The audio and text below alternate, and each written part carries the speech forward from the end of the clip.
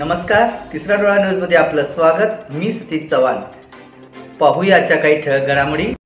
सांगली जिल्हा परिषद सीईओ म्हणून काम करताना प्रशासकीय अधिकारी कर्मचाऱ्यांबरोबरच लोकप्रतिनिधी आणि सांगलीकरांनी दिलेली साथ खरोखरच कौतुकास्पद आहे। याच बळाच्या जोरावर मी विकासाची गंगा तळागाळापर्यंत पोहोचू शकले आणि वेगवेगळे रेकॉर्ड करून सांगलीचे नाव साता समुद्रापार नेऊ शकले, असे गौरव उद्गार सीईओ तृप्ती धोडमिसे यांनी काढले। वसंतदादा सभागृहात आयोजित निरोप समारंभ प्रसंगी त्या बोलत होत्या। यावेळी जिल्हा परिषद प्रशासनाच्या वतीने त्यांना सौभाग्याची लेणे आणि चांदीची गणेश मूर्ती देऊन त्यांचा यथोचित गौरव करण्यात आला। विविध क्षेत्रातील मान्यवर आणि अधिकारी कर्मचाऱ्यांनी आपल्या भावनांना वाट मोकळे करून दिली। या प्रसंगी भक्तियोग विक्रमाच्या पुस्तकाचे प्रकाशन करण्यात आले। सत्काराला उत्तर देताना धोडमिसे मॅडम म्हणाल्या, सांगलीकर जनता मला आयुष्यभर स्मरणात राहील। आज मला निरोप घेताना जणू लग्नानंतर नवी नवरी जशी सासरी जाते तशी माझी अवस्था झाली आहे, असं सांगताना त्यांना भावना अनावर झाली आणि त्यांना रडू कोसळले। यानंतर उपस्थित सर्वजण गहिवरले। काही काळ वातावरण ही भावनिक झाले होते। या कार्यक्रमास पोलीस प्रमुख संदीप घुगे, प्रकल्प संचालक नंदिनी घाणेकर, अतिरिक्त सीईओ मनोज जाधव, कॅफो विठ्ठल चव्हाण, उपमुख्य कार्यकारी अधिकारी शशिकांत शिंदे, प्रमोद काळे, किरण सायमोते, सोमनाथ रसाळ, संजय येवले, शिक्षण अधिकारी मोहन गायकवाड, कार्यकारी अभियंता कुंडलिक उबाळे, सुनंदा ठवळे यांच्यासह अधिकारी, खाते प्रमुख, कर्मचारी, सांगलीकर आणि नागरिक मोठ्या संख्येने उपस्थित होते। मुलगी लग्न होऊन जाते तर तोच मोमेंट परत असा वाटायला गेला, पुन्हा तोच मोमेंट आपल्या आयुष्यात खूप वर्षांनी जातो, पुन्हा तोच मोमेंट आले काय असं म्हणजे 2 वर्षात की आता सिंधुदुर्गच्या जिल्हाधिकारी पदोन्नती झालेली आहे। आपण सर्वांनी उभं राहूया आणि शांतपणे एक मान सन्मान म्हणून त्या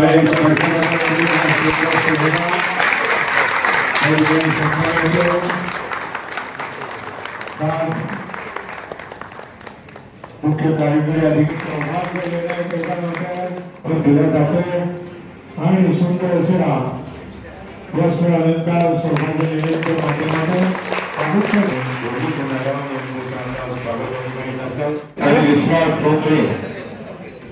जिल्हा परिषद कर्मचारी संघटना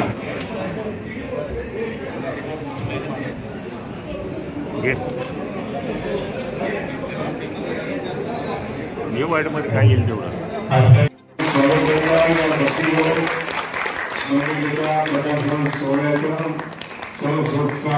स्वागत।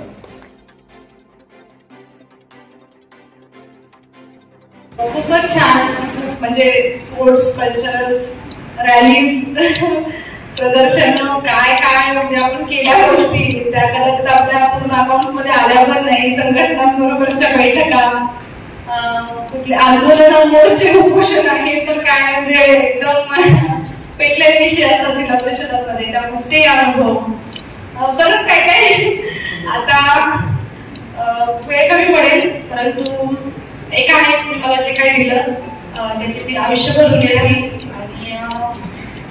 आणि तुमचे जे काही देणं आहे त्याचं जसं तुम्ही माझ्यावरती लोकप्रशासक म्हणून मला मगाशी कोणीतरी बोललं, एक सन्मान्य लोकप्रतिनिधी मला संघर्ष करण्या बोलले, तर हे सगळं तुम्ही जाणार आहे।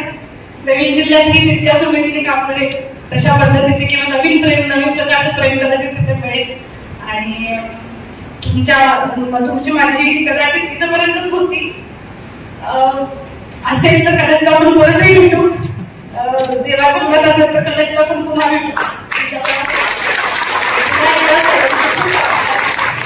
मनापासून प्रेम आणि मनापासून दिलेली धन्यवाद।